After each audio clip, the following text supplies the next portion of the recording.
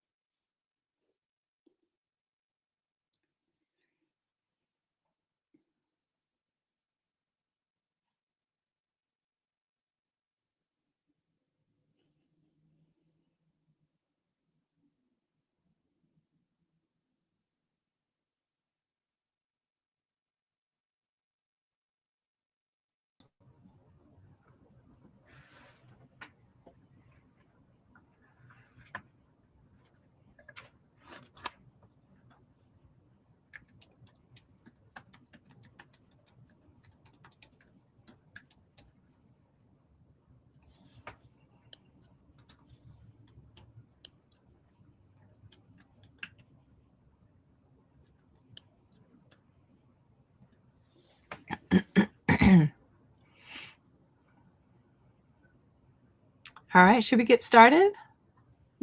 Sure. Hello, everyone. My name is Susan Allen Ford, and I'm joined tonight by my fellow host, Inga Brody. Our technical director for this series is Nadea Pugh. Going back to 2019, Jane Austen and Company has aimed to provide top-notch programming related to Jane Austen. Jane Austen and Company, as you probably know, started as a series of in-person events at local libraries. But since the pandemic, our programs have been delivered primarily through virtual formats. Tonight, we are concluding our series on Austen and the Brontes, which we began almost a year ago. That's right. So we had several amazing events during the fall, including a performance of a conversation between Jane Austen and one of the Brontes in the afterlife, and a talk on religion and missionary marriages, grief and sisterhood with Claire O'Callaghan, visual tour through the illustrated editions of Jane Eyre with Deb Barnum, and the differing conceptions of self in Austen and Charlotte Bronte with Maria Frawley. Tonight, we feature Professor Deborah Denholtz-Morse and Dr. Lydia Brown on Emily Bronte's literary imagination. Please visit our website for more information about the slate of speakers for this whole past series and links to the lectures. All of them have been recorded and are available free for your listening and watching pleasure online. Yes, and next month we're beginning a new series, Music in the Regency. Our next event, which will be on February 18th, will feature Jeffrey Nigro, who will be speaking on Georgian fangirls, castrati, and issues of gender. And we will also be opening registration for the long-awaited Jane Austen summer program on February 1st. And we'll have more to say about all this after our discussion tonight. This program was made possible by North Carolina Humanities, a statewide nonprofit and the state affiliate of the National Endowment for the Humanities that connects North Carolinians with cultural experiences that spur dialogue, deepen human connections, and inspire community. And now I'm excited to introduce Deborah Denholtz-Morse, who is the NEH Eminent Professor of English and Plumery Faculty Excellence Scholar at William & Mary. Deborah has published 13 articles and 5 co-edited books, including the Blackwell Companion to the Brontes, as well as bicentenary journal issues on the Brontes. Her subjects have ranged from the influence of Darwin on Jane Eyre to abolitionist influence on Wuthering Heights. That sounds really interesting. And the women's rights and animal welfare contexts of The Tenant of Wildfell Hall. In Austen of 2021, her great courses lectures, The Brontes, Romantic Passion and Social Justice, were released by Audible. That is a huge undertaking. Congratulations on that, Deborah. She's also published on Anthony Trollope, including the books Women in Trollope's Palliser novels and Reforming Trollope, on Elizabeth Gaskell and animal studies, and on modernist and contemporary women writers. A second series of great courses lectures, Victorian Animals in Literature and Culture, came out on Audible this past August. She's now writing on the representation of emotion in the Bronte sisters' novels and finds herself so often thinking about passages from Jane Austen's fiction that she might expand her current project. Deborah has taught Austen's novels also at William & Mary since 1988. And joining Deborah tonight is Lydia Brown. Lydia is a postdoctoral fellow at the University of Virginia, where she received her PhD. Her book project, Its Radiant Arms, theorizes a history of lyric and the novel in the 19th century.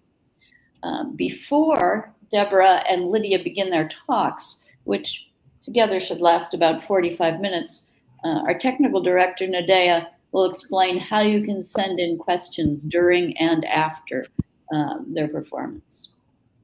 Thanks so much for that introduction, Susan. Hi, everybody. Welcome to YouTube, our streaming platform. If you'd like to leave a comment or ask a question, we ask that you use the comment feature on the sidebar. We'll collect your comments throughout the presentation, and then during the Q&A after the presentation, Deborah and Lydia can answer your questions. So please, please, please get those questions and comments in. We really do love to hear from you, and our speakers love to hear from their audience.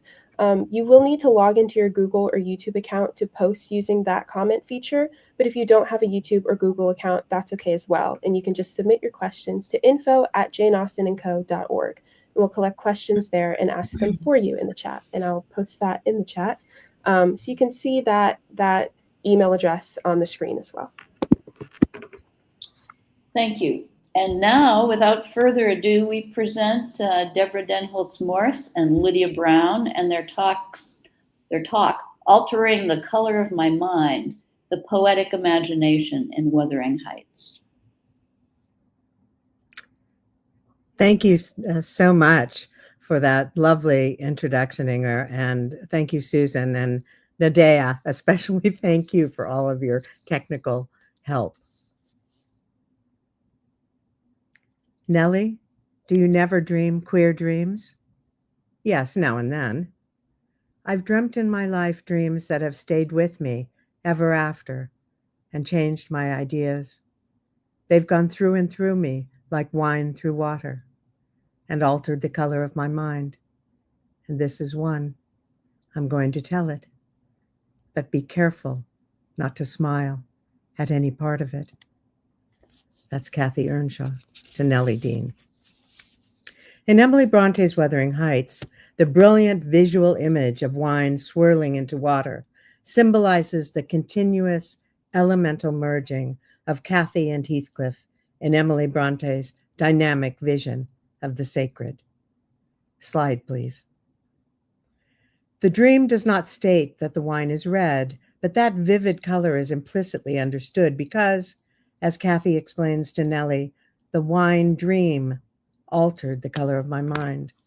Although Charlotte and Branwell Brontë are often more celebrated for their visual art than their sister Emily, her elemental novel, riven with motifs of earth, air, fire, and water, represents the vigorous life of the poet's mind, in dream, in imagination, in metamorphosis, through charismatic visual images that are as striking as her paintings of the tawny, erect hairs of her fierce bull mastiff keeper's massive neck.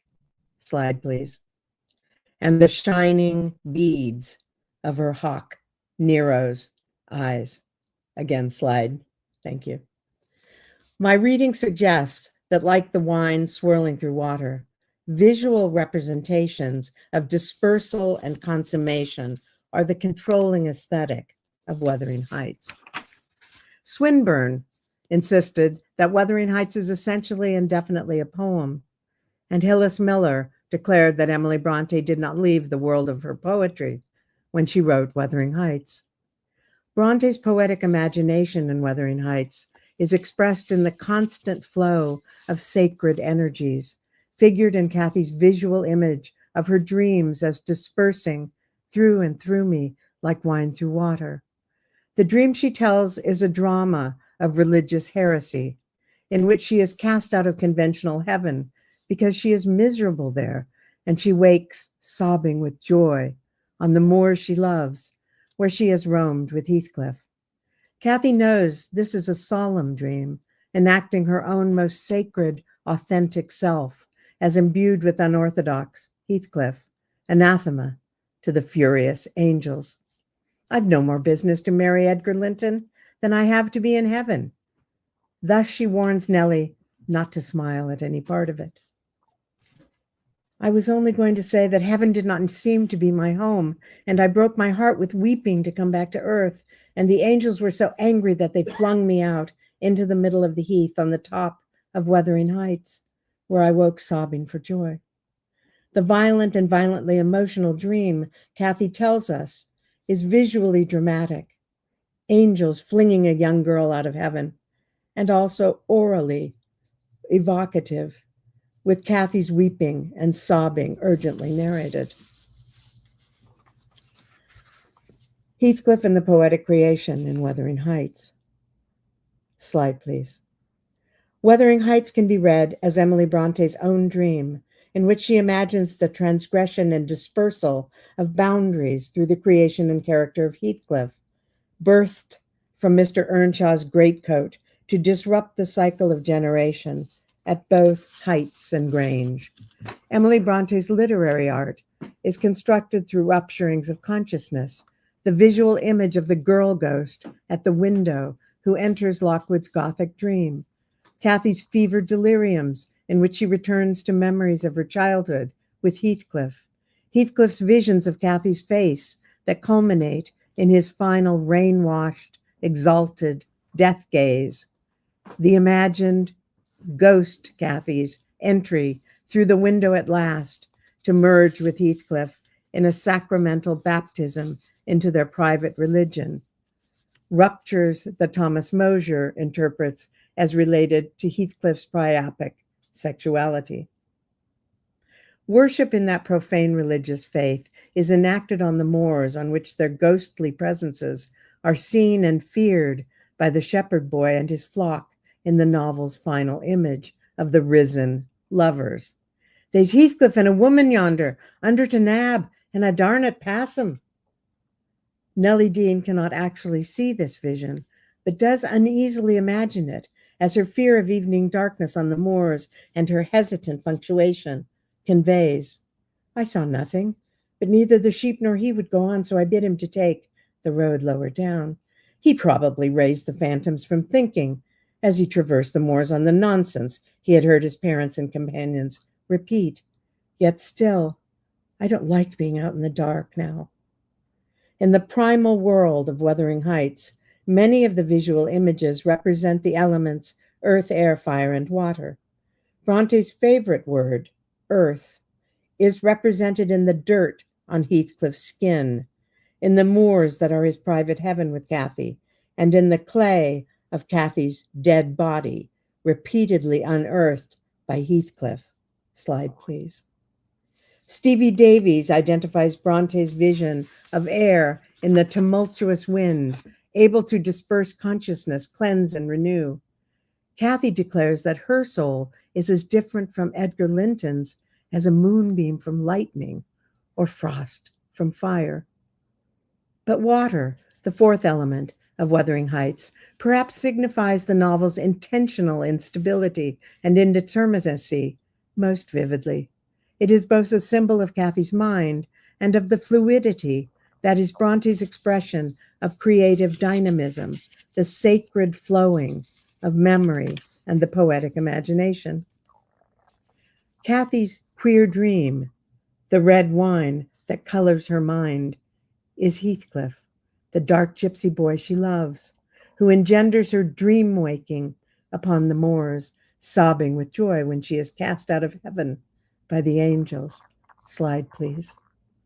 Heathcliff is a mystery that Cathy's language implicitly compares to Jesus's water into wine wedding miracle at Cana, or to the mixing of wine and water in the Anglican Church's Eucharist, water purifying wine. Heathcliff's profane miracle is sacred to Cathy. His wine being pollutes and contaminates rather than purifies Cathy's clear water mind, creating their sacred merging. She tells Nelly the queer dream that is like the wine through water, the dream knowledge eternally flowing through her mind, that Heathcliff is more myself than I am. Whatever our souls are made of, his and mine are the same. Nelly, I am Heathcliff. He's always, always in my mind. Cathy's words are a radical statement in which she identifies herself with the divine, embodied in Heathcliff, the God within my breast, that Emily names in her most famous poem, No Coward Soul is Mine. Cathy declares, I am, echoing God's words in Exodus, I am that I am. The words express a heretical religious vision in which an English lady of ancient yeoman farmer stock wholly identifies with a lower-class, dark-skinned man, formerly a vagrant child. Cathy's declaration, I am Heathcliff, transgresses boundaries of gender, race, class, and nationality, resisting and destabilizing traditional demarcations and identities. I am male. I am a field hand. I am a gypsy. I am dark. I am Irish. I am a descendant of enslaved people. I myself have been enslaved. I am other. With Heathcliff's death, Cathy becomes the Catherine Heathcliff she carves in the wood of her bedroom ledge, inhabiting and returning to those letters and the claim to female inheritance inscribed as a girl, Catherine Earnshaw, Catherine Linton, Catherine Heathcliff, writes young Cathy, considering the name she now bears, and then her name should she marry Edgar Linton, should she wed Heathcliff when she grows up. The girl Cathy, knowing her dispossession under the law of entail, in which her brother Hindley will inherit Wuthering Heights, next imagines herself married to another inheritor, Edgar Linton of Thrushcross Grange, and then at last dares to conjure the name she would bear if married to the dispossessed Heathcliff. In the name Catherine Heathcliff, Cathy loses her ancestral surname, Earnshaw, the name denied by Mr. Earnshaw to Heathcliff, and yet defies the inscription of patriarchal inheritance carved over the door to Wuthering Heights, Hareton Earnshaw, 1500, as she scratches in the paint of the window ledge, visioning a new possession, a new inheritance, making her own claim on her family's ancient home. As Lockwood leans his head against the window and spells over the litany of Catherine's names, he calls her forth from the threshold between past and present, and the air swarmed with Catherines, menacing ghosts responding to the incantation and coming furiously to earth. The word swarmed connotes insects, threats from the animal realm that Cathy's ghost seems to inhabit equally with her earthly heaven. Lockwood discovers Cathy's penned diary in her testament, the faded hieroglyphics of her rebellious Sunday outing with Heathcliff on the moors, in defiance of Hindley and the servant, Joseph. Her writing in the testament, Catherine Earnshaw, her book, stakes a claim to personal female sacred authority as it resists the printed text, enclosing it with marginalia that tells of her private Sunday religious ceremony on the moors, alternating the testament's print with her own vivid, flowing script, while inking a caricature of the misogynist Calvinist Joseph as another form of defiance. Lockwood finds Cathy's writing difficult to decipher. The word hieroglyphs ancient Egyptian pictographs suggest that Lockwood perhaps intuits Cathy's resistance, not only to her brother Hindley's patriarchal tyranny and Joseph's Calvinism, but to Orthodox Christianity itself. And now I'm going to talk about ruptured consciousness as narrative structure. Slide, please. The scene of Lockwood in Cathy's old bedroom at the Heights is the beginning of Emily Bronte's narrative structure of ruptured consciousness. The imaged girl ghost at the window, conjured by Lockwood spelling over Cathy's names, is one instance of this penetration and of the liminality of dream space in which visual images emerge. As it spoke, I discerned obscurely a child's face looking through the window. Terror made me cruel, and finding it useless to attempt shaking the creature off, I pulled its wrist onto the broken pane and rubbed it to and fro until the blood ran down and soaked the bedclothes. Still it wailed, "Let me in," and maintained its tenacious gripe, almost maddening me with fear. Lockwood's brutal dream rape, the most vicious action in a novel riven with violence, suggests his misogyny and fear of intimacy. He responds to the child's face and voice by identifying her only as a creature who deserves brutal exclusion. Again, as in Cathy's wine through water dream, the color red is prominent as the blood ran down and soaked the bedclothes. But this time, the color red images terrified violence rather than divine creative energies. Lockwood's actions confirm his tale about gazing upon a beautiful woman at the seashore, a veritable goddess in my eyes, as he writes, and then rejecting her after she reciprocates his gaze in the sweetest of all imaginable looks. He confesses that he shrunk icily into myself like a snail, a description suggesting impotence and confirming his own mother's prediction that he shall never have a comfortable home.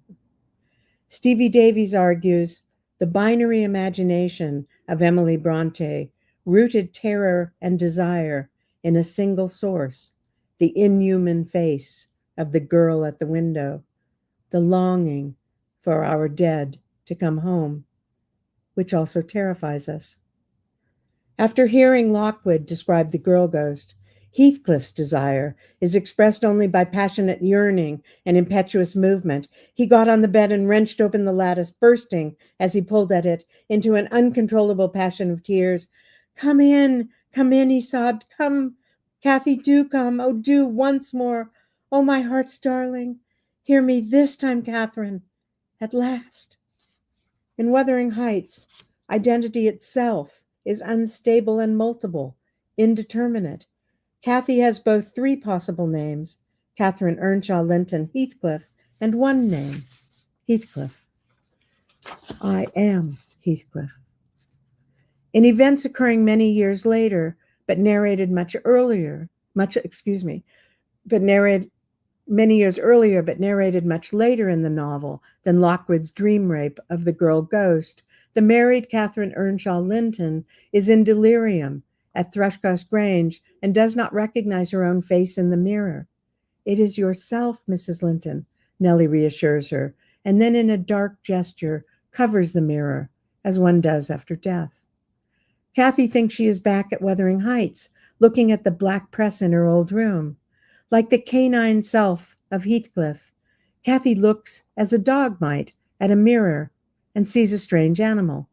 She does not identify the being in the mirror as her Heathcliff self, but as a socially constructed identity, Mrs. Linton, a stranger.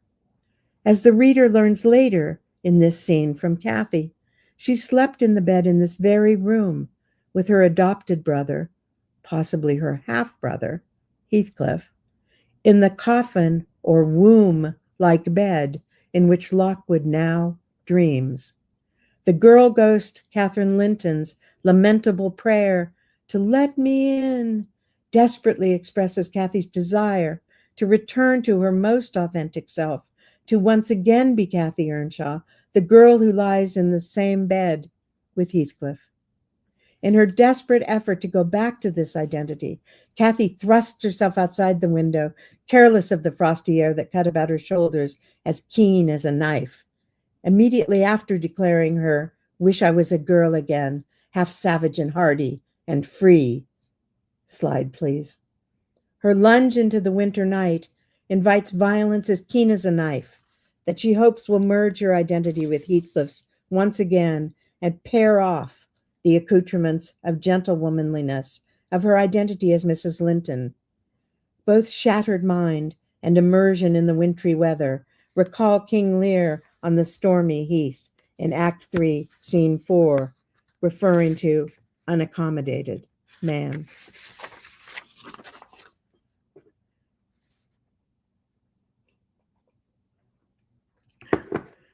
Cathy expresses this rupturing of consciousness in her lament to Nelly that memory burst in during her delirium, interrupting her recollection of being separated from Heathcliff, laid alone for the first time on the night of her father's death. In this remembered dream space, Cathy recalls the kirkyard where she trespassed with Heathcliff.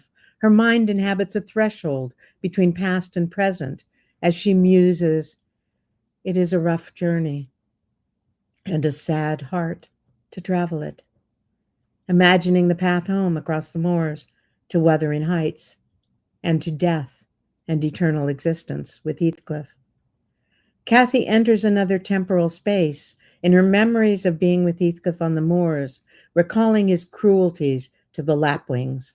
Margaret Homans notes that this episode is the only representation of Cathy and Heathcliff together on the moor.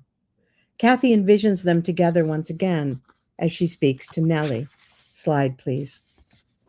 "Bonny bird, wheeling over our heads in the middle of the moor, it wanted to get to its nest, for the clouds touched the swells, and it felt rain coming. This feather was picked up from the heath. The bird was not shot. We saw its nest in the winter, full of little skeletons. Heathcliff set a trap over it, and the old ones dare not come." Cathy's memory of this long ago scene is dramatically visual as she recalls the bonny bird wheeling over our heads in the middle of the moor. She imagines the soaring bird felt the rain coming and wanted to feed its young, but she knows Heathcliff's trap has killed the baby birds, and the nest in winter is full of little skeletons. The delirium scene reverses Cathy's earlier containment of the natural world when she dons gentry clothing. Upon first returning from Thrushcross Grange, wears a riding habit and dead nature, a beaver hat with an ostrich feather in it, and deplores Heathcliff's dirtiness. Bitten by the Lintons, dog Skulker, and infected with Linton class consciousness, Cathy returns to Wuthering Heights a lady, no longer the lass, who claims kin with Heathcliff on the moors. She gazed concernedly at the dusky fingers she held in her own, and also at her dress, which she feared had gained no embellishment from its contact with his. Her newborn gentility engenders a resistance in Heathcliff that is expressed in the haptic, in snatching away his hand, and in his faithful allegiance to the earthy. "You needn't have touched me. I shall be as dirty as I please, and I like to be dirty, and I will be dirty." Now in her fever dream, Cathy liberates the natural world and her own authentic self as she releases the feathers enclosed in the bed pillow.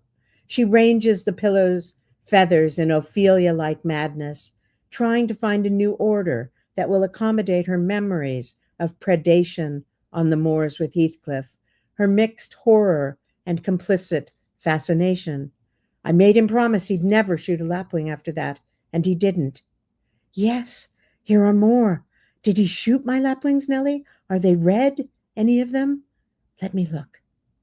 The blood that Cathy imagines or remembers is making her anxious still, a darker evocation of Heathcliff that recalls the red wine ever in her mind, disturbing and exciting her. Cathy pulls apart the pillow from her marriage bed with her teeth, animal-like, symbolically tearing up her union with Edgar and possibly figuring a wished-for abortion of Edgar's child, the seed within her that attests to her mature womanhood and to her penetration, now felt as undesired violation by what is not Heathcliff and not herself, since he's more myself than I am. Slide, please. Housekeeper Nelly's protest that the feathers are flying about like snow invokes more than a domestic mess, registering Heathcliff's storm in Cathy's mind. Wine through water, Heathcliff eternally in Cathy's mind, last section. As Cathy's dead body lies in state in Thrushcross Grange, a symbolic struggle for her soul and mind occurs, for the inclusion of Heathcliff in her locket as in her mind. Perhaps surprisingly, Nelly decides to allow Heathcliff's intrusion into the great drawing room where Cathy's body lies, strewn with flowers and scented leaves that evoke both the natural world she loves and shares with Heathcliff, and the conventional decorative rites that conceal the body's decay. However, Nelly may have sympathy for Heathcliff, although by her own admission, he was beyond my skill to quiet or console. She is conflicted, more appalled than compassionate, as she witnesses Heathcliff's grief at Cathy's death, as he dashed his head along the knotted trunk of a tree. His blood-stained hand and forehead are the stigmata of his private agony.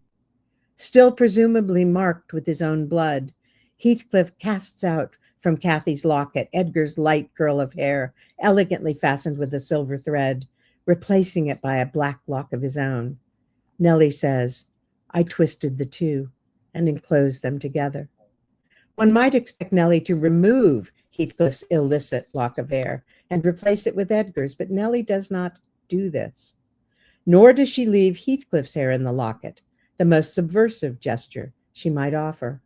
Instead, Nelly's twisting of the hair suggests a kind of violence, while another verb, braid, entwine, weave, might suggest Nelly as the artist weaver of the tale, who has a right to create what she sees as the truth of Cathy's narrative, symbolized by her locket, her heart, her soul.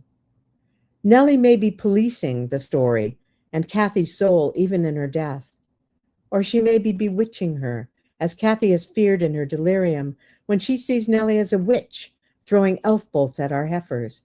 Considering that Cathy is pregnant and that Nelly conceals this until Cathy is dead, we might see Cathy's vision as prophecy. Nelly creates a symbol with the twisted hair of Cathy's soul, bound up forever, with both Edgar and Heathcliff, light and dark, imbricated and warring for eternity.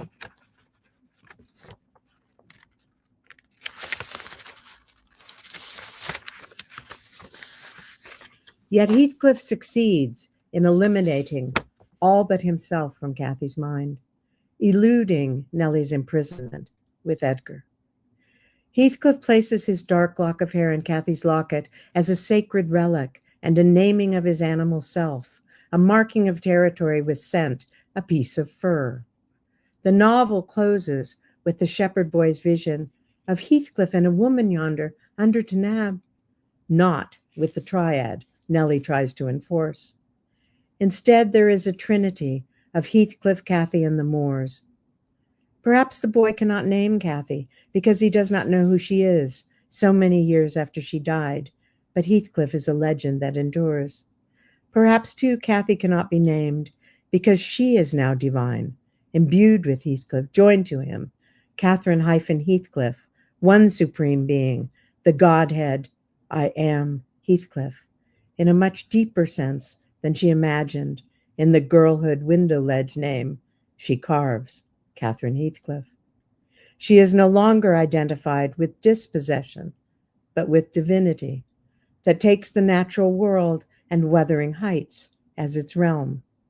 Her daughter, Catherine, and her nephew, Hareton, who both have her eyes, windows of the soul, inherit the earthly sphere, defined by this new Catherine, this second Catherine, as a dynamic heaven on the moors, recognizable to her mother, a place that is described in a painterly image that strongly evokes the aural, A-U-R-A-L, as well, a heaven of constant movement, light, and sound.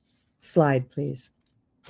Rocking in a rustling green tree with a west wind blowing and bright white clouds flitting rapidly above, and not only larks, but larks and throstles and blackbirds and linnets and cuckoos pouring out music on every side, and the moors seen at a distance, broken into cool dusky dells, but close by, great swells of long glass undulating in waves to the breeze, and woods and sounding water, and the whole world awake and wild with joy. I want it all to sparkle and dance in a glorious jubilee. That's the voice of the second Cathy. The second Catherine's inheritance of her mother's natural world, the moors imbued with sacred revelation, is suggested by her biblical phrase, glorious jubilee, so often used in anti-slavery literature. Like Cathy, the second Catherine describes the natural world in visual images with a sense of a painter's perspective. The moors seen at a distance, broken into cool dusky dells, but close by, great swells of long grass, undulating in waves to the breeze. Final slide, please. Unlike her daughter, however, the first Cathy fervently vows to leave this shattered prison of the body and of the earthly sphere, to exist thereafter incomparably above and beyond you all, as she declares in her dying, transcendent vision. Her queer dreams, like wine through water, are represented in joyous fallenness on the moors, as well as in revenant, profanely wandering for eternity in a sacred, liminal space that is heaven on earth. Thank you.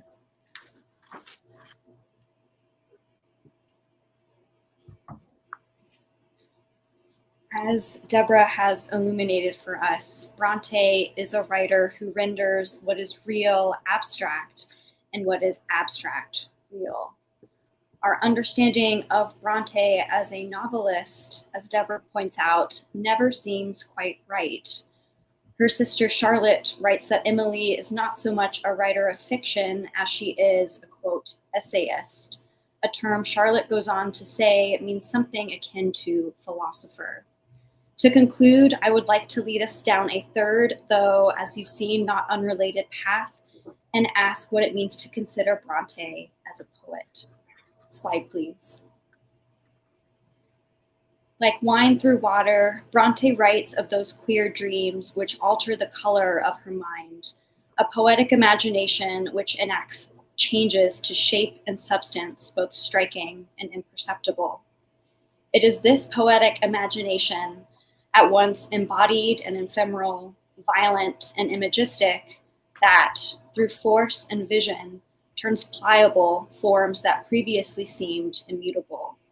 The Christian idea of an afterlife, patriarchal mandates of power and property, boundaries between self and other, human and earth. To be a poet, Bronte suggests, is to be not only an alchemist, one who changes the medium as well as the quality of a substance, but also an engraver of all matter, one whose pen turns the seemingly solid and permanent, wood, scripture, print, self, into liquid change. To Bronte, the territory of the novelist, or the poet, is not solely verbal language, but rather changeable visions, colors blurred anew. In her poetry, Emily Brontë shuttles the visual between form and formlessness, embodiment and dissolution. The architecture of a poem, Bronte's marginalia suggest, much like the ligatures of a body or the wirings of a brain, is malleable, even reversible, through the smudges afforded by the artist's discerning hand. While her sister Charlotte is better known for her accomplishments in visual art, notably for botanical studies and watercolors, in which the subject must be reported on paper with a high degree of fidelity to nature. Emily preferred the imaginative and visual flexibility afforded by ink in the margins. The lines of representation in the real world are firm, her sketches in black suggest, but they can and should be blurred. Bronte's poetic marginalia, her doodles, notes, and drawings, themselves real-life antecedents to Cathy Earnshaw's inscriptions on the pages of her personal Bible or the wood of her family home, make visible the tensions between what can and cannot be represented in language. Form, Bronte's manuscripts argue, should be pushed against, and even the rigid strictures of language can be loosened. One telling example, on the end paper of the family's copy of Goldsmith's A Grammar of General Geography lies Emily's authoritative handwriting, serifed, transfiguring the visual and verbal forms of language outward to the unknowable and back again. Slide, please. Saturn, Satan, Saturn. Language here is visual. It is an aesthetic and epistemological structure which can be repurposed to lead the mind over huge leaps and bounds to surprising places over a short amount of time. One can conjure not just planetary cosmos and not hell alone, but the worlds of space in between them simply by substituting an A and dropping an R on a page. The image of a gold planet, much like the image of the handwritten Saturn on the page, transforms instantaneously into something new. Satan, a man with black wings, as in Blake's Satan exulting over Eve, or a demon in a kingdom of fire, such as Dore's later Satan in Council from the illustrated version of Paradise Lost in 1885. Words, like names, Bronte suggests, are not merely linguistic identifiers. They are visual mediums, able to bend and transfigure representations of reality and identity. Next, we're going to examine some of Bronte's specific marginalia written on the back of an undated poetry manuscript, circa 1841. Before we do, here is a reference for scale. Slide, please. This is my hand, which is not very large, against a half sheet of Bronte's poetry pages, not 4 inches wide. In this way, Bronte shares a connection with an unlikely predecessor, Jane Austen, who too describes working in miniature. In Austen's words, rendering what is magisterial microscopic, as if carving on, quote, a little bit, parentheses, 2 inches wide, of ivory. Now I will ask you to humor me as we move to a brief interactive portion of the talk. I'm going to show you an image and ask what it is you see there. It's multiple choice. Are we ready? Let's begin. Slide, please. What do you see in this image? A man, B, a woman, C, both, or D, neither? Slide, please. What about now? A human, B, an animal, C, both, or D, neither? And finally, slide, please. What do you see now? A, the real, B, the unreal, C, both, or D, neither? If you do not quite know what to make of these sketches, don't quite know what to prioritize or even how to describe what you see, this may be by design. Identity, Bronte affirms, is not easily reducible to language. These drawings on the back of this manuscript illustrate Bronte's continual fascination with visual representations of a body continually at odds with an expansive consciousness. The sketches, including a faceless woman shrouded in black hair, a dove, a bull, and an androgynous, mutilated face and profile depict the paradoxical question latent in Bronte's work.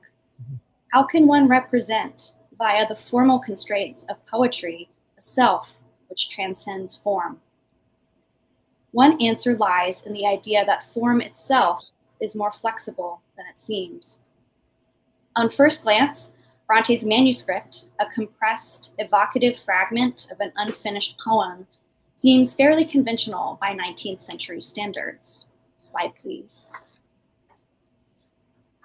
That dreary lake, that midnight sky, that wan moon struggling through the cloud, that sullen murmur whispering by, as if it dared not speak aloud, fall on my heart so sadly now, wither my joy so lonely. Touch them not, they bloom and smile, but their roots are withering all the while. Ah. The fragment's form may seem far from radical. In fact, its sentimentality, tetrameter, and the imagery of an unknown speaker observing the natural world recall William Wordsworth's I Wandered Lonely as a Cloud, 1807, written some 40 years earlier and considered by his reviewers as too conventional. Its compression, meter, and rhyme scheme are eccentric, if not unassuming. Most lines attempt a fairly regular version of iambic tetrameter with some variation. Yet poetic form for Bronte does little to constrain the visual elements of a multifarious self. Who, for example, is the lyric speaker here? In a literal sense, the quote, me of the poem appears first in line 5, whether my joy so lonely, a line which disrupts the poem's usual metrical architecture. This line hangs evocatively with only 3 stresses, 5 words. Slide, please. The empty space left on the page, even more pronounced in Bronte's own handwriting, is itself part of the answer to the question of a lyric speaker's identity. They are no one, and certainly no one singular. They are the white space of possibility and provocation, irreducible to the metrical structures of linguistic form. I use they as a first-person identifier here because the poem itself suggests it. The following 2 lines, touch them not, they bloom and smile, but their roots are withering all the while, which perhaps compare a speaker's hidden sadness to an invisibly suffering flower, actually have no clear antecedent, grammatically or visually. The poem suggests, but never actually introduces flowers as a subject. The most likely candidate for such an antecedent is, surprisingly, my, making these lines not so much a metaphor for a speaker's private pain, but rather a description of the speaker themselves, a speaker whose identity is as multiple as the pronoun they, and the multimodal image of human flower hybrid suggests. The first-person multiplicity of they, them is striking when read as a transformation of me, my. Slide, please. Whether my joy so lonely, touch me not, I bloom and smile, but my roots are withering all the while. Whether my joy so lonely, touch them not, they bloom and smile, but their roots are withering all the while. Read this way, these 3 lines together evoke a provocative image of identity which pushes up against the limits of language and must instead lean on the transformative possibilities of the visual, the white space, the human-earth hybrid. Them there underscores queerness as we mean it today, a non-binary, non-singular mode of being.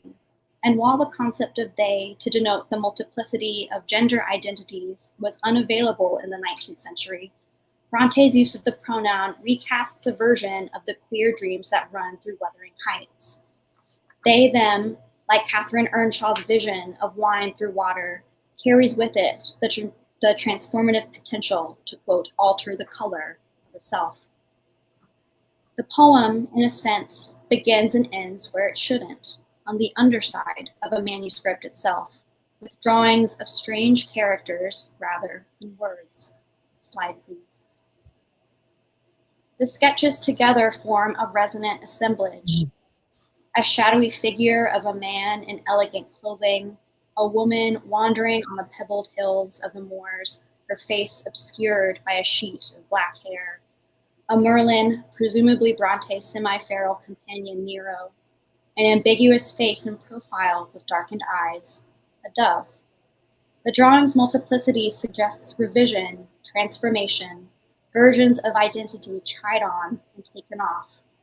Their heterogeneous subject matter, men, women, gender-ambiguous persons, wilderness, birds of prey, celestial iconography, underscores Bronte's aesthetics of multiples, her insistence that a self cannot and should not remain singular.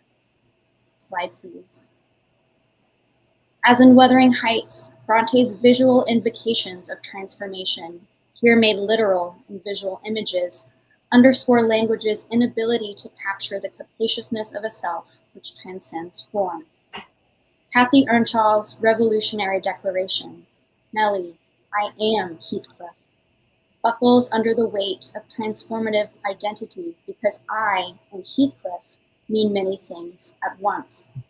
Animal, rock, tree, wine, heaven, moors, slave, Englishwoman, self, other. The drawings on the back of Bronte's manuscript transpose Wuthering Heights' concluding vision of Cathy and Heathcliff specters wandering the moors after death. In both instances, visionary transfigurations of self must occur in the margins of either the text or the social world. Yet Bronte's poetic marginalia affirm in images what Wuthering Heights evokes in language, the multiplicity promised by the words, I am. Final slide, please. I would like to thank Deborah Morse and the entire team behind Jane Austen & Co. for hosting us, and for Nadea for all of her technical and logistical support, and for all of this great intellectual community that we have been hosted with.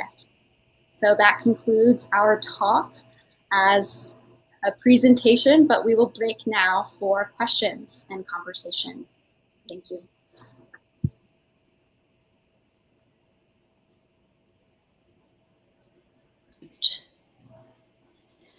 Thank you very much. That was really fascinating.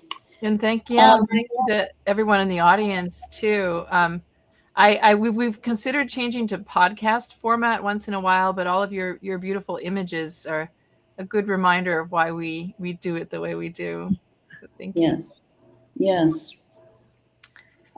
Well, in fact, one of the questions that we have is from Emily Brontë.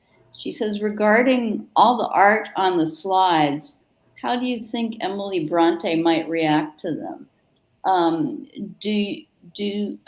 do you think about the relationship between her, if you can even guess, about her envisioning of her story and the way these other artists re-envision it? Lydia, would you like to go first? Sure. I see a clear link between the slides from Deborah's section of the presentation and perhaps that first image of my own, which is another illustrator of Wuthering Heights, Edna Clark Hall, from the early 20th century. And what's striking about both of these artistic representations is the way they feel both abstract and, to our eye, modern. To me, these seem like two qualities were they available to Bronte herself, she would vindicate. And as we can kind of see with even those doodles, which of course are not created for the purpose of being seen by other people necessarily, we can see the degree of abstraction, and that degree of abstraction married with a degree of harshness in material and medium. And that's why I think the wood cut method, and also Clark Hall's almost watercolor method with oil would be quite striking to Bronte. Were she able to see them? Mm. And Can I interrupt there before you Sure. answer, Deborah? Yeah, sure. The image of Cathy sitting that you showed, Lydia, and I can't remember the artist's name, really reminded me of some images William Blake did of Cordelia and Lear in prison. Yes. And that struck me then, especially because, Deborah, you brought up Lear in this. I mean, there seems to be a real shared aesthetic between those three artists. Yeah. That's really interesting. And of course, just as a side comment, Emily knew her Shakespeare. I mean, there's both Lear and Hamlet. Those are just the two that I talked about, but there's others too. I'll just add to Lydia's wonderful comment that, I think Emily Brontë might really have a problem with Fritz Eisenberg's very famous illustrations to the 1943 Random House edition, which became the Modern Library edition. I mean, they're the most admired, I think, of all the illustrations of Wuthering Heights. And I think he's a great artist, Fritz Eisenberg, and he's done so many other wonderful things too. But the woodcuts are so pronounced and so sharp and so defined that I think in some ways, and that they're, despite the fact that they bring up all the Gothic valences and ambiance of the novel, and they're very powerful, I think Emily Brontë would not like the fact that they are so definitive.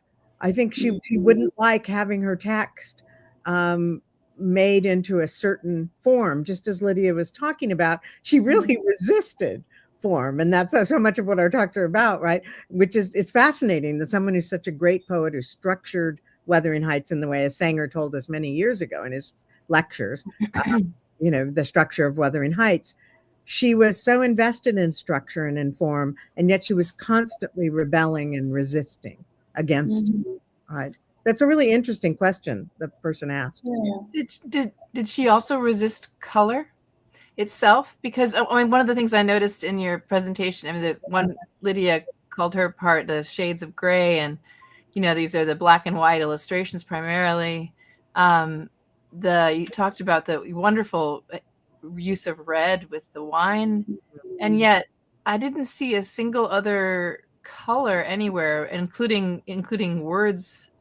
Words describing color. So I was curious whether, what is the position of color in her writing, other than the wine imagery that you have been discussing. Yeah, I'll just make a quick comment and then move to you, Lydia.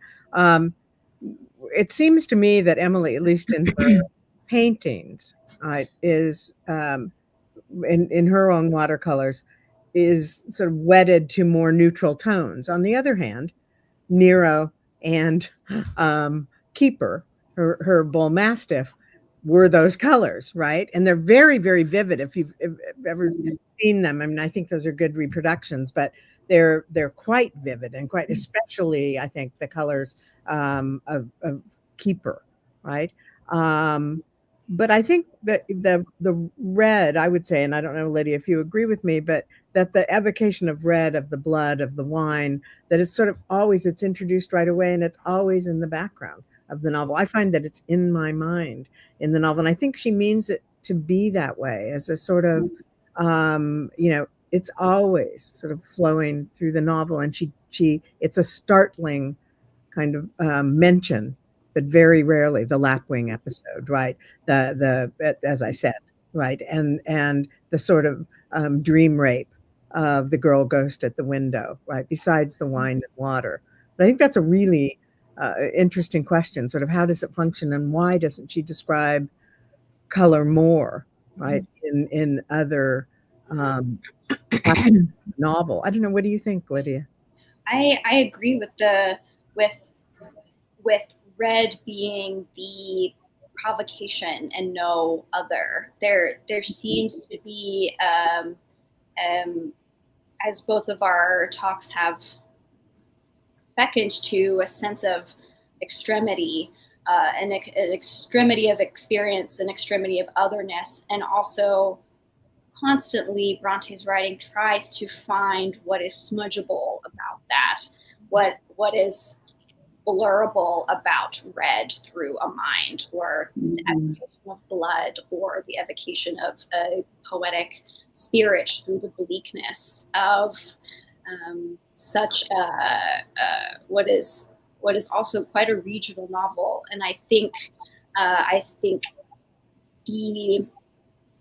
the bleakness and the often barrenness to our eyes when seeing the landscape that, or an approximation of the landscape that the Brontes would have seen in northern Yorkshire, is strikingly barren. And I tell my students, imagine an approximation of the American Midwest, or imagine approximation of American Appalachia, actually, to think about how remote this place is. And going back to the question of the visual, an adaptation that I would recommend, and I believe Bronte might recommend, would she vindicate any visual adaptation, would be Andrew Arnold's 2011 filmic adaptation, which is very striking in its bleakness, but also shows the red blood of a skinned bear, the broken neck of a bird on the moors. And so that contrast of real brutality and real beauty, to me, is constantly wound up in that image of the wine through water. Because I agree, when I think of color, I only think of that image of red wine, presumably red, for that palette. Yeah. When I'm thinking that the moors are really only quite colorful in the springtime with when the heather blooms, right? And when it's sort of purpley blue. But in the poetry, and you know this better than I, Lydia, is, that the poems are often about, well, the bluebell, right? For instance, Emily's, and then also Anne wrote one, right? Thank you. There is that passage where Cathy is asking about those golden hills off in the distance. And so there's a color, but that's never a color that's attainable, right? It's always off there somewhere. That's interesting, because that's also, I'm thinking about the gold color, and that's, I actually kind of focus on that in a piece I wrote on Frederick Douglass influencing Heathcliff, the character of Heathcliff. And there's a passage, you probably remember this, the passage when Heathcliff returns and he's by the firelight, and Nelly looks at him, and if he's not handsome, but he's definitely a gentleman when he returns after that mysterious 3-year absence. And she talks about his smoldering eyes and the sort of dark and gold, and the fire by which she sees him, the firelight by which he sees him. I hadn't thought about that, Susan. Interesting. Here's another question. This one from Brianna Veres. In Charlotte Bronte's Jane Eyre, Jane dreams about Thornfield being ruined and dreams of a wailing child, which is sort of a sign of what's going to happen later in the novel. Brianna is asking if there are earlier works of the Bronte sisters that might explain why they use dreams in this kind of way, or maybe something from their juvenilia, or maybe, I don't know, maybe something in their reading as well. How much of their later works, like Jane Eyre and Wuthering Heights, do you think they shared with each other before it was published, she asks. Everything. They walked around the dining room table. I don't know, I've seen it. Emily carved her name in it, which is sort of typical. But they, every night they read what they'd worked on during the day to each other, which is why there are so many echoes in the books. Also Tenant of Wildfell Hall and Agnes Grey of Anne's, echo so many things. They really had a sort of sororal kind of critique. Mostly they read, but there was also a commentary what they'd written during the day, right? Mm-hmm. That's a really interesting question. I mean, I'm thinking about how, of course, they read so widely. They all read the Gothic, Gothic novels, and they were all influenced by Shakespeare, and there were a lot of things that echoed. What would you say to that, Lydia? I would agree, and I would also, to the symbolism maybe of a ruined home or a crying child, I'm thinking of the relatively early deaths of the two eldest Brontes. Yeah, Maria and Elizabeth, right? Yeah, although they were what, 12 and 10? Yeah. From we believe now very preventable unsanitary conditions at the school, which becomes fictionalized as Lowwoods. Yeah. How old would Charlotte and Emily have been at the time that the two elder children died? Trying to think of how much older they are. I want to think that Charlotte was maybe about 8 or 9. Might have been, and because it was she was Maria, the daughter named for the mother, was just about 12. I think on the verge of 12 when she died, and then Elizabeth 11. They were born almost every year. So Charlotte was next, so she must have been 9, right? I think she was 9, verging on 10, right? And that would make Emily probably about 8, right? And Emily had just turned 3 when her mother died. And there's this,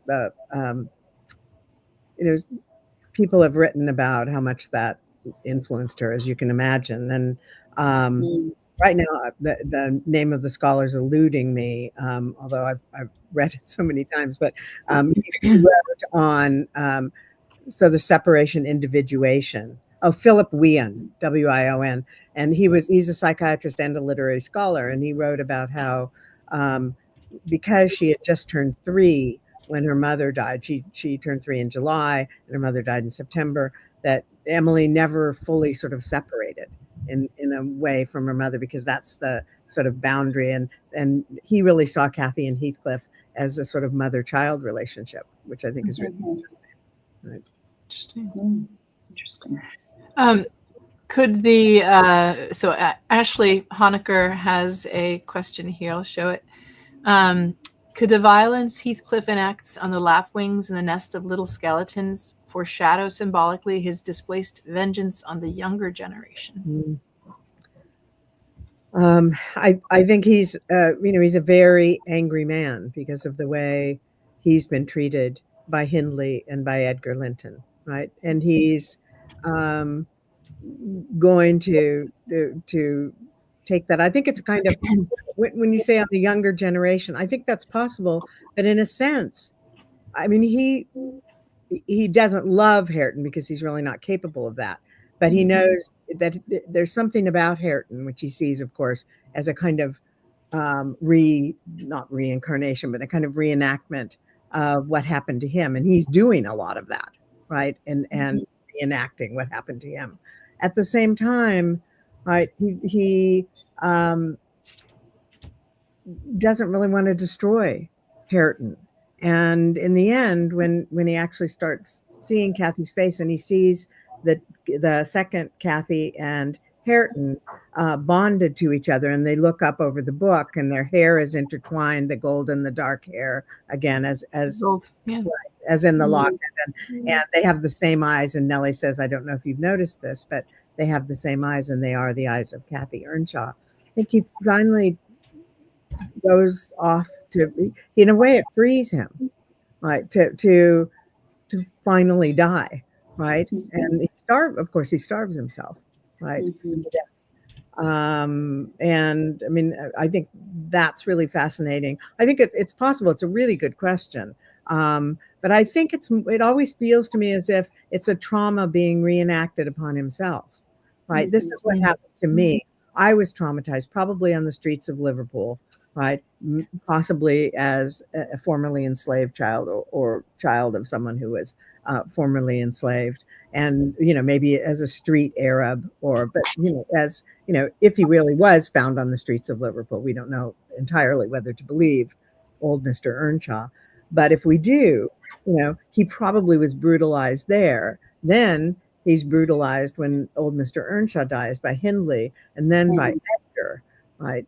And I think as people do when they've been traumatized, they reenact, right? And I think that's what he feels, that when he says, when Hindley dies, I'll see if, now my little one, you're mine, and I'll see if one tree will twist.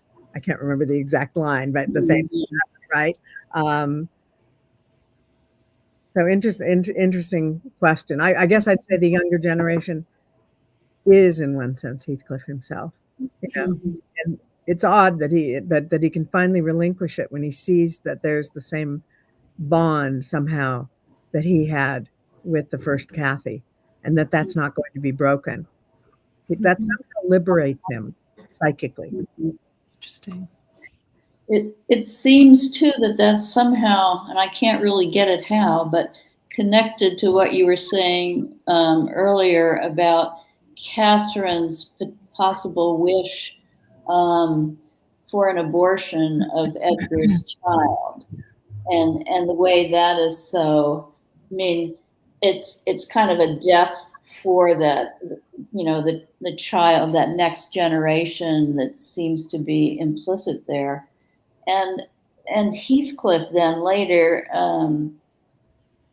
tells Cathy too, your father never wanted you, your mother never wanted you, everybody wishes you were dead, kind of thing. Yeah. I mean, just that sense of trying somehow to eradicate that second generation until the end, when he can kind of let it go. Yeah, it's really interesting. That it is, and a really interesting comment. I think long ago, this is probably an ancient article now, and I can't remember who wrote it, but there was one called Incest and Infanticide in Wuthering Heights that argue. Can you remember, Lydia, who wrote that? I know the title, but the name of the scholar is escaping me. Yeah, just traces all the sort of Gothic echoes of incest, and the fact that old Mr. Earnshaw might in fact have brought home his own illegitimate child, which a few of the screen adaptations play up quite a lot. But it also considers the fact that the young in Wuthering Heights, on the whole, do not do well, right? And that there's a sort of very toxic, I guess, a sort of environment in these houses in which they're sort of not able to thrive as they should be able to. And it seems at the end, of course, and many have written this, that there's such a restoration, as there is in Jane Eyre at the end, that restoration, a lot after a lot of damage is done, right? At Ferndean and in Wuthering Heights, there's a kind of restorative, move to Thrushcross Grange, whatever we've thought about it as having just a veneer of civilization through the novel. But, it seems like it's going to be a new place under Hareton. I mean, Hareton is kind, right? He's, and kindness is not something that's important to in any way, right? To Cat, that's not a high value for that generation, but it is for him, and it is for the second Cathy, right? She's so kind to Linton Heathcliff, and he's such a terrible human being. Right? I mean, so there really isn't any forgiveness possible, right? Or it's the only healing is almost through annihilation, or through burning the remnants in order to restore peace. I don't know. What do you think? Are there other examples of possibilities of healing?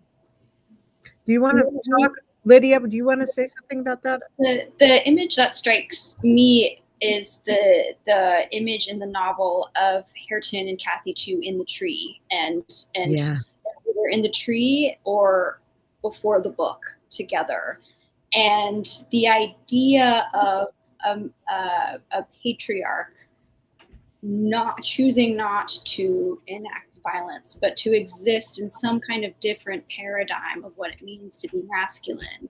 We see this in Jane Eyre, of course, but we also see this with the genealogy of 1500. The Earnshaws going back to 1500 and repeating one's names, as is custom to do. But the idea that to be the patriarch or to be the owner of a home and also a lineage means then to, as Hindley does, brutalize anyone who does not, or anything that does not conform to this idea of violence. I think that is a striking redirection that the novel makes. And even Heathcliff, as Deborah was mentioning, even Heathcliff relinquishing being alive and instead existing to no one, and indeed to no mortal imagination really, but to be a specter with Cathy on the moors is to be the owner of nothing, and but yet to be the owner of the possessor of desire. Exactly. Yeah. And I think that question of ownership and patriarchy and violence and masculinity is broken apart in a subtle but beautiful way for both Heathcliff and It's odd. We don't really know why Hareton is the way he is. I mean, Frances is very mysterious. She but we don't know who she is really. She seems to be a gentlewoman. quickly. Yeah, she's a gentlewoman. She's got consumption, and she dies. But Hareton, if we remember, is the bonniest baby that ever was born. Yeah. Right. So there's a real hope there that there's going to be some kind of regeneration through that. Right. And, as I mentioned before, the second Cathy too Edgar has terrible faults, which we won't even go into, but she does inherit the best of both of her parents. And that's what I often make diagrams when I'm teaching this and say, who inherits the best of their parents, who inherits the worst, and who gets killed off the worst. And that's Linton Heathcliff. You put a long slash through his name, right? He's the worst of Heathcliff, right? And he's the worst of Isabella. But the best of both parents come out. It comes out in both Cathy too and Hareton, and somehow they're going to function as regenerative, right? And I love this idea of the new model of masculinity, because some screen adaptations actually have him nursing lambs and sort of and really gentle, like using a little bottle for a lamb. One of them does. So people want to play that up, right? Yeah. There's actually one of our participants brought up this about the final line. I wondered how anyone could ever imagine unquiet slumbers for sleepers in that quiet earth. For such a novel of passion, it ends in rest. Yeah, that's a wonderful question. I mean, I think it's been argued that echoes Wordsworth. For me, that's not so much what's important about it. I think Lockwood has never seen things straight. I mean, Lockwood is the one who, let's remember, saying, "Oh, these are some of your favorites." Unfortunately, it was a heap of dead rabbits, right? And he can't even tell what's alive or dead, right? And he gets lost. He can't negotiate nature, snowstorm, and I'm afraid I tend to be very hard on Lockwood, but he's so here. Let's remember that Lockwood's speaking this, right? He can't imagine unquiet slumbers for the sleepers in that quiet earth. But we sure can, right? I mean, I can. I think anybody who reads the novel can. I mean, that's my take on it. I don't know, Lydia, if you. I share exactly this take. I think the irony of the line is really beguiling. I think we would all want to believe that there could never be unquiet slumbers for the sleepers in that quiet earth. But we know, having read this, we are forced to confront the unquietness, not only in abuse, physical abuse, sexual abuse, alcoholism, horrible breakings of covenants between things that should not be severed. The novel forces us to confront this, not only in reality, what happens to the characters in the diegetic world of the story, but in heaven and in hell, which are real places to these people. So we know the depths of how unquiet this is, and however we would like to imagine quietness, we can't. And I think that is what the novel, in many of its parts, wants to impart upon us. Yeah, I mean, what you both have been arguing is that these boundaries are always breaking down. And I mean, is there a distinction between the quiet and the unquiet, or the imagination and the real world that we could imagine, or even the fictional world that we? Yeah, I mean, we've just seen this. This is the, Lockwood wants to frame things, right? And so does Nelly Dean with the locket that I discussed in my talk, right? But characters escape those, minds escape those, souls escape those, and at the end, there's no way that Lockwood in his narration can contain what's happened. And we just saw the shepherd boy, right? Sees the ghosts, and Nelly says she doesn't, but she won't take that way, right? She's too scared at night, and there's this, they're profanely wandering on the moors, right? It's you can't frame things. You can't say this is the form. This is the end of the novel. We end in rest. It's never rest, right? It's never framed. It's never really over, but it continues in the minds of the readers, right? Yes, that's beautiful. And that's a great way to end too. Because we need to, yeah, we are at our time. So thank you both so much. Thank you. This was really wonderful.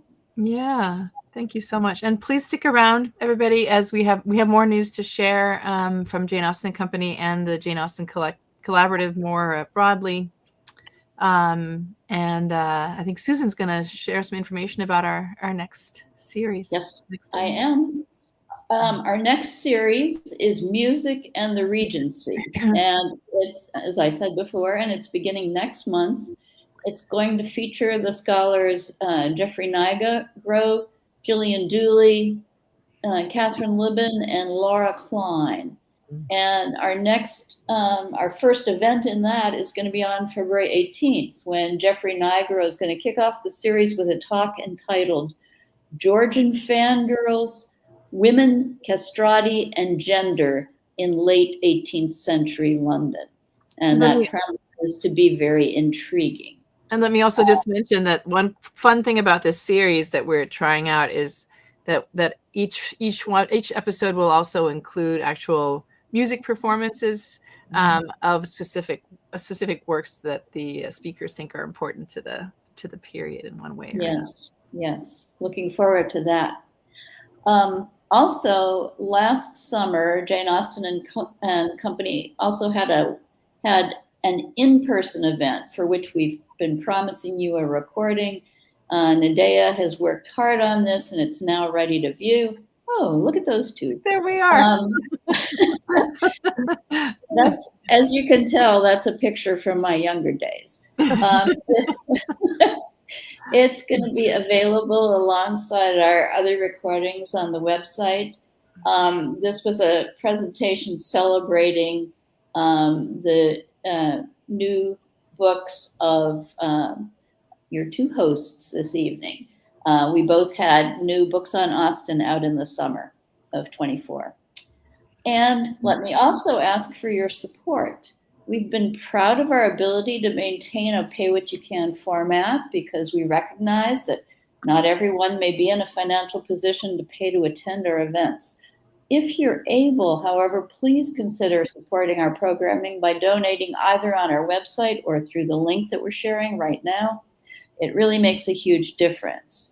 We want to keep Jane Austen and Company as widely available as possible, and your donations are how we're able to do that. Even a few dollars can help make a big difference.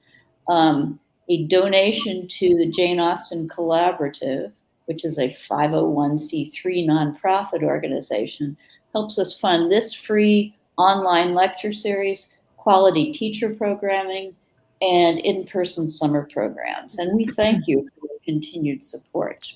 And speaking of in-person summer programs, all our work started with these four-day in-person summer programs, which was JASP, or Jane Austen Summer Program. And on February 1st, then we're opening registration for the new one. This will be held in historic Newbern, North Carolina, for a change. It will be June 19 to 22 of this year. We're doing Sense and Sensibility as Austen's first published novel. I thought it was a way of celebrating her birth as a novelist as well. And we're gonna some of the themes will include medicine, birth, domestic arts, and also all the transatlantic shared culture. Yeah, happy birthday, Jane Austen, and this will be a lot of fun. We also want to just mention in response to one of the audience members today that Jane Austen's desk is up in beta form. If you are interested in trying out our new NEH-funded interactive website, JAD, which we call it, I guess we like these acronyms, take a look at beta.janeaustensdesk.org. I put the banner, I made a banner for that too. Let's see. Yeah, so that's the link. There's also this contest that Nadea has made a nice slide about. You can read more about it either at the QR code, but also at janeaustensummer.org/JAD.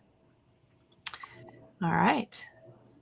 And just a reminder, the recording of tonight's presentation will be posted to our website, janeaustenandco.org, and to YouTube very soon after we finish tonight. But if you can't wait until our next events, you can review any of the previous programs on the website, which contains the archive of all our previous lectures, over 40 of them, on topics ranging from Austen's daily musical practice and music books to the work of Regency textile designer Anna Maria Garthwaite, to multicultural adaptations of Austen's novels, and this wonderful series on Austen and Bronte. So we've enjoyed bringing you this thought-provoking programming for the past 5 years. And thank you so much, Deborah and Lydia, and all of you who watched tonight for adding to this tradition. Yes. Thank you so much. Thank you. Thank you very much.